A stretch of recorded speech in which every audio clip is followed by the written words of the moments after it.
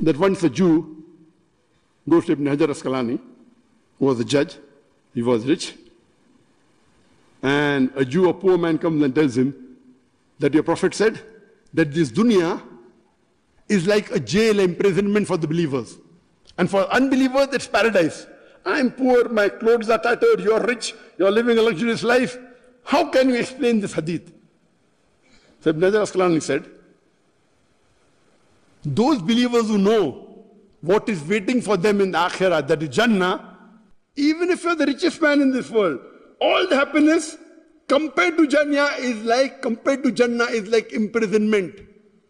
And if the unbelievers knew what is there for them in the Akhirah, hell, and the lowest, the coolest fire in hell, if it touches your feet, your brains will boil. If they know where they will go, even if they are the worst human being in this world, for them this is Jannah. This is the explanation of the hadith of beloved Prophet Sallallahu Alaihi Wasallam. So Jannah, happiness, is a state. Your belief, your mind. And Allah says in the Quran, in Surah Baqarah, chapter number 2, verse number 156. Allah says that for the believers, whenever there is any calamity, they say, Inna lillahi wa inna ilayhi rajiun. To him we belong and to him we return. Just a few days ago, there was a person who called me and said, Sheikh, my father has been admitted into hospital in heart attack. So I said, Inna lillahi wa inna ilayhi rajiun. He said, Sheikh, my father hasn't died. I said, yes, I know. Why did you say that? I said, brother, in a Muslim ummah, they feel if someone dies, we say this. From him we come and to him we belong. When anyone dies, we say, Inna lillahi wa inna ilayhi rajiun. Yes, we can say that, but for any calamity, one of the calamities that's okay, but even if someone is sick and you say that, so many people think, okay, Uncle Singh, do you want me to die? I said, no, I am praying to Allah. So this is a misconception amongst some of the Muslims. Wealth, the Quran says, is a fitna. Fitna means test. So when you get rich, don't be happy.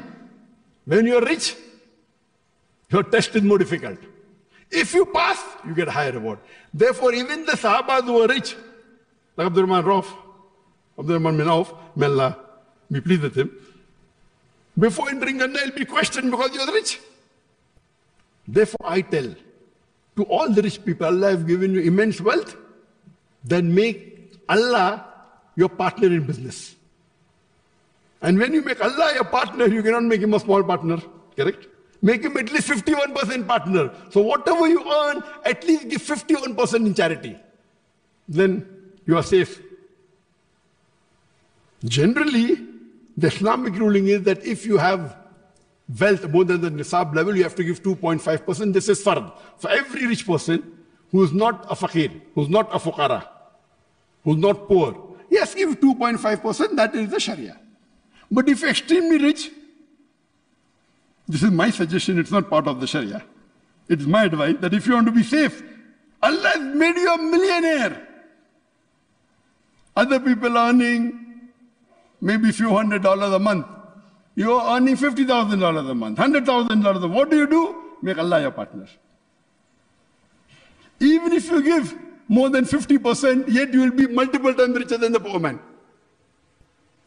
When my son started business 2 years back, I said, my son, when you start business, minimum 51% you give to Allah subhanahu wa ta'ala. Minimum. I'm a veteran, so I give more. Afterwards, maybe you can compete with me or catch up with me. Minimum. The more you get, the more you receive. So wealth is a fitna. Allah says in Surah Tawbah, chapter 9, verse number 34 and 35, that those who hoard wealth and spend it not in the way of Allah, Allah will, in the hellfire and Akhirah, will brand you on your forehead, on your flanks and on your back. And Allah will say, have the taste of the wealth you hoarded. What is money? And unfortunately, for many of the Muslims, money is the most important. We started a Dawah organization with a budget of $80 a month, $1,000 a year. I told my father, you give so much thousands of dollars in charity, give me $80 a month. He agreed.